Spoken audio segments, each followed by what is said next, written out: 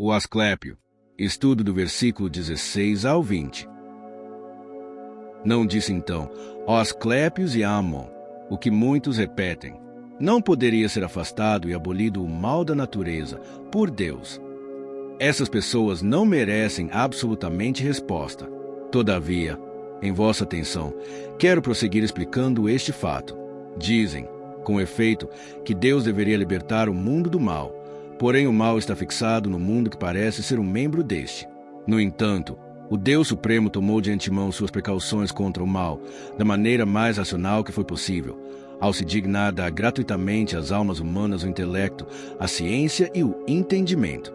Por meio destas faculdades, graças às quais nos elevamos acima de todos os seres viventes somente por elas, podemos escapar às armadilhas, aos ardis e às corrupções do mal. Se um ser humano pode evitar tudo isto ao primeiro olhar, antes de ter se envolvido totalmente, deve a estas muralhas ou defesas que lhe foram previstas pela sabedoria e prudência divina, pois toda a ciência humana tem seu fundamento na soberana vontade de Deus. Relativamente ao sopro, é ele que procura e mantém a vida em todos os seres do mundo, o qual obedece, como um órgão ou máquina ou instrumento, à vontade do Deus Supremo. Estas explicações são suficientes para nosso intento. Inteligível somente para o pensamento, o Deus chamado Sumo Rege governa este Deus perceptível pelos sentidos que compreende em si mesmo todo lugar, toda a substância das coisas, toda a natureza dos seres que nascem e engendram, a toda classe possível de qualidade, de grandeza ou magnitude. O sopro é que move e dirige todas as formas sensíveis contidas no mundo, cada uma segundo a natureza própria que Deus lhe haja conferido. Enquanto a matéria é o receptáculo das coisas, em que todos os seres estão em movimento, formando uma massa compacta. Estes são governados por Deus, que dispensa a cada um dos seres o que lhe é necessário. E Deus preenche as coisas de sopro, inalando em cada um deles segundo a medida de sua capacidade natural. Esta bola oca semelhante a uma esfera que é o mundo, devido à sua qualidade e à sua forma, não pode ser vista em sua totalidade. Escolhe um ponto qualquer da esfera para olhar de cima para baixo. Nunca poderás, deste ponto, ver o que há no fundo. Por essa razão muitos lhe atribuem a mesma natureza que o espaço e as mesmas propriedades. Somente devido às formas sensíveis nela impressas como cópias das formas ideais, atribui-se a ela mesma uma espécie de visibilidade, já que aparece à vista como um quadro pintado. Porém, na realidade, é em si mesma sempre invisível. Daí resulta que o fundo da esfera, se é uma parte ou um lugar da esfera, se chama em grego Hades, e de em grego significa ver, já que não é possível ver o fundo da esfera. E também por esta razão que as formas sensíveis são chamadas ideais ou ideias, porque podem ser vistas. Assim, pois, o mundo dos infernos é chamado em grego Hades porque não é visível, em latim inferi porque se encontra na parte mais baixa da esfera. Essas são, pois, as causas originárias e, por assim dizer, capitais das coisas, pois nelas ou por meio delas ou a partir delas existem as coisas. De que natureza são estas coisas, ó Trismegistos? Material, por assim dizer, é a substância de cada uma das formas sensíveis que há no mundo, seja qual for a sua forma. Por isso a matéria nutre os corpos e os sopra as almas. Porém o intelecto, esse dom celestial da humanidade do qual apenas a humanidade possui o afortunado gozo, e assim mesmo nem todos os seus membros, apenas o reduzido número, o daqueles cuja alma está disposta de tal forma que está apta a receber um benefício tão grande. O intelecto é a luz da alma humana da mesma maneira que o sol é do mundo, e a ilumina mais ainda. Pois tudo o que é iluminado pelo sol se vê privado de tempo em tempo desta luz pela interposição da terra e da lua quando chega. À noite, o intelecto, uma vez tendo se mesclado e fundido com a alma humana, se faz uma única e mesma substância com ela por meio de uma íntima fusão, de forma que as almas assim mescladas nunca mais são obscurecidas pelas trevas do erro. Por esta razão disse com acerto que a alma dos deuses em sua totalidade são formadas pelo intelecto. Eu não afirmo que assim sejam as almas de todos os deuses, mas tão somente a dos grandes deuses, dos deuses superiores. Quais são os deuses aos quais chamamos chefes das coisas, ou princípios das causas absolutamente primeiras, ó Trismegistos? Vou desvelar-te grandes segredos, vou desvelar-te mistérios divinos e antes de começar, imploro favor celestial. Há muitos gêneros de deuses, dentre esse número, uns são inteligíveis, outros sensíveis.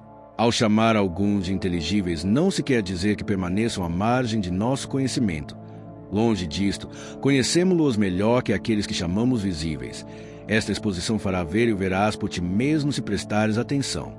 Pois esta doutrina sublime, e por isto mesmo demasiado divina para não superar as forças da inteligência humana, se não a recebes ouvindo com todos os teus ouvidos as palavras do Mestre, não farás mais que voar e fluir através do Espírito, ou melhor ainda virá a refluir sobre si mesmo e a confundir-se em sua fonte. Existem, pois, os deuses chefes das espécies em primeiro lugar. Depois deles vêm os deuses cuja essência tem um chefe.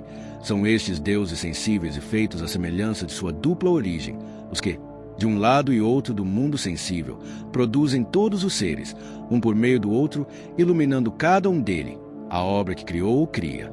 O ousiarca do céu é Júpiter, através do céu dispensando a vida e todos os seres. O ousiarca do sol é a luz. Depois, por mediação do círculo solar, se difunde sobre nós o bem da luz. Os chamados horóscopos, isto é, os astros que sempre se encontram fixos no mesmo lugar, têm como ousiarca o chefe ou deus chamado Pantomorfos ou Omniforme, que impõe suas diversas formas aos diversos indivíduos de cada espécie. As chamadas esferas têm como ousiarcas, isto é, como seus chefes, as chamadas Fortuna e Eimarmene, pelos quais as coisas se transformam segundo a lei da natureza, uma ordem absolutamente determinada, que permanece, contudo, diversificada por um momento perpétuo. O ar é o órgão, isto é, o instrumento de todos os deuses por mediação do qual se produzem as coisas, e o ousiarca do ar é o segundo as coisas imortais aos mortais e a estas suas semelhantes. Nestas condições, as coisas possuem entre si uma conexão através de mútuas relações e uma cadeia que abarca da mais baixa à mais alta. Porém, as coisas mortais estão ligadas às imortais, as sensíveis às que não são percebidas pelos sentidos. Enquanto o conjunto da criação obedece a este governador supremo que é o Senhor, de forma que compõe não uma multiplicidade, mas uma unidade. Pois, como todos os seres dependem do um e são provenientes do uno, ainda que vistos separadamente pareçam constituir uma infinidade em número, quando se os considera reunidos formam apenas uma unidade, ou melhor ainda, uma parelha, aquilo de que tudo procede e pelo que tudo é produzido, isto é, a matéria com que as coisas são feitas é vontade de Deus cujo decreto as faz existir em sua diversidade. E qual é esta doutrina? Ó Trismegistos, a seguinte, Asclépios, Deus, ou o Pai, ou Senhor das coisas, ou qualquer nome que os humanos de uma maneira mais santa ou mais repleta de reverência o designem. Nome que a necessidade em que nos vemos de nos comunicar uns aos outros faz com que consideremos sagrado, de forma que se consideramos a majestade de um ser tão grande, nenhum destes nomes tem poder de defini-lo com exatidão. Pois se o nome não é mais do que isto, um som que provém do choque de nosso alento com o ar, para declarar toda vontade ou pensamento que o ser humano tenha podido conceber em seu espírito a partir das impressões sensíveis, um nome cuja substância, composta de um pequeno número de sílabas, está inteiramente delimitada e circunscrita a fim de fazer possível entre os humanos o intercâmbio indispensável entre o que fala e o que escuta. Se o nome, digo, é mais que isto, a totalidade do nome de Deus. Inclui ao mesmo tempo a impressão sensível, o alento, o ar e tudo aquilo que existe nestas três coisas, ou por seu intermédio ou como resultado das três. Bem, não há nenhuma esperança de que o Criador da majestade do todo, o Pai, o Senhor de todos os seres, possa ser designado por meio de um único nome, nem sequer composto de uma pluralidade de nomes. Deus não tem nome, ou melhor ainda, possui todos, posto que é ao mesmo tempo um e todo, de modo que é preciso designar as coisas com seu nome ou então dar-lhe o nome das coisas. Deus, portanto, que é as coisas por si só, infinitamente repleto da fecundidade dos dois sexos, preenche pela sua própria vontade, sempre dá à luz e tudo que tenha planejado ou decidido procriar. A sua vontade é, inteiramente, bondade. E essa bondade que existe também em todos os seres saiu naturalmente da divindade de Deus, para que os seres sejam como são e como têm sido, e para que todos os seres que tenham que existir na sequência procurem, de maneira adequada, a faculdade de reproduzir-se. Seja-te, pois, desvelada nestes termos, ó Asclépios, a doutrina acerca das causas e o modo de produção dos seres. Toda semana publicamos trechos novos dos principais livros de hermetismo antigo. Siga nosso canal e receba as atualizações.